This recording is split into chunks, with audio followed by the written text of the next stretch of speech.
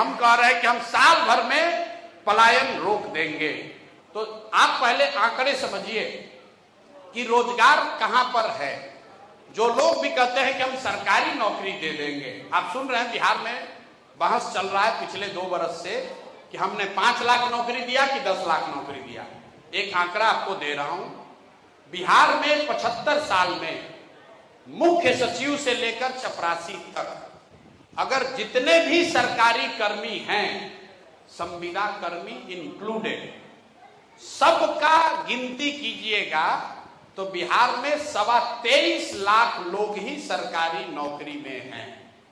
कितना? 23.25 लाख, मतलब 1.97%, 2% लोग बिहार में सरकारी नौकरी करते हैं।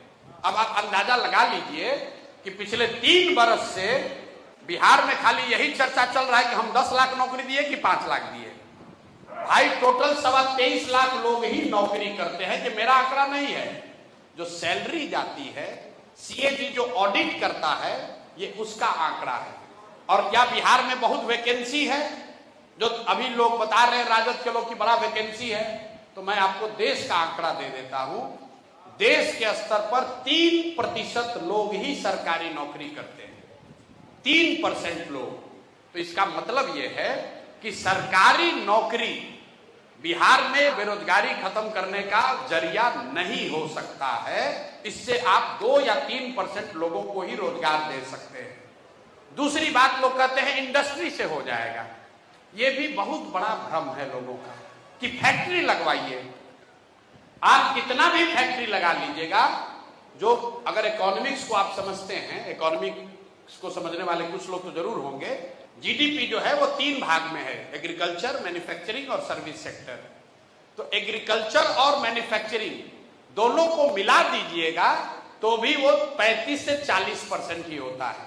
बिहार जैसे राज्य में manufacturing accounts for less than 10% of the whole economy.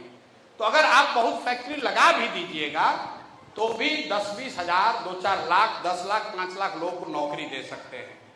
जो पूरी इकोनॉमी है 65% है सर्विस सेक्टर में। हम लोग जहां यहां बैठे हुए हैं, ये सर्विस सेक्टर है, होटल है, विवाह भवन है, 20 लोगों को नौकरी मिली हुई है। किसी ने बताया कोचिंग का हब बनाइए, सिनेमा है, रेस्टोरेंट है, गाड़ी चलाते हैं, यूट्यूब चलाते हैं, बिजनेस धंधा करते हैं। देश की इकोनॉमी में 65% सर्विस सेक्टर है,